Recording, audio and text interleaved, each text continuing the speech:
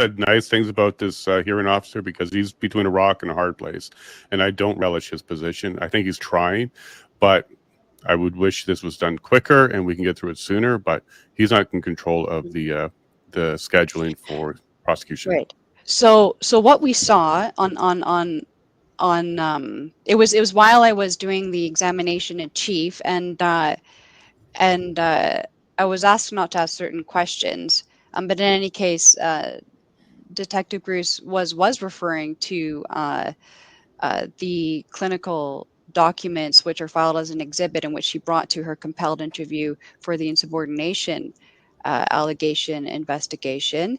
And she was mentioning that of the Pfizer documents, and this is something I'd like to discuss with you, Dr. Thorpe, just so I understand, because I actually listened to you are now an NCI witness expert, and I listened to your interview last night, or your testimony rather, and I noticed that you were referring to the clinical trial data, particular 5.3.6, which is instrumental to these proceedings, because they talk about the pregnancies. So she was mentioning that 31 out of the 32 known outcomes, that's the known outcome of the pregnant women who were not part of the clinical trials but had unanticipated pregnancies, had died. So 31 babies had died out of the 32, and that's alarming.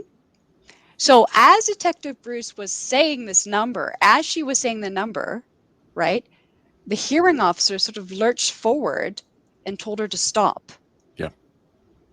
And it was that lurching forward and hand out and telling her to stop, and she recoiled like this, right? And that information is shocking. It's alarming that 31 out of 32 known outcomes, pregnancies, were terminated during the Pfizer vaccine clinical trial. That's a 97% death rate.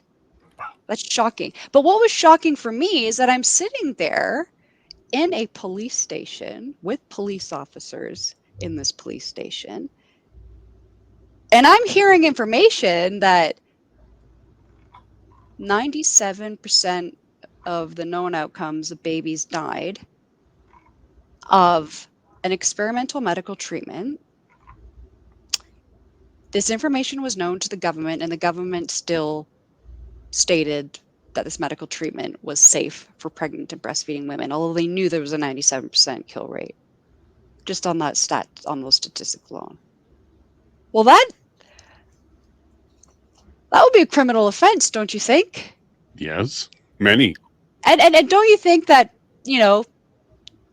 when you've have knowledge of a murder and you have sort of, your suspect list, that there's a duty for the police to investigate? Or it's clear that the police officers have a duty to preserve life and to protect the public. That's their oath. And thank God for that, because police officers keep our communities safe, right? They have to be operationally independent from the government. They need to keep everyone safe. And so I'm sitting there and I'm thinking, nothing's being done. And instead of anything being done, that information is also being stopped in testimony. Sort of like, if I don't hear it, then I don't have to do anything about it. That's kind of what's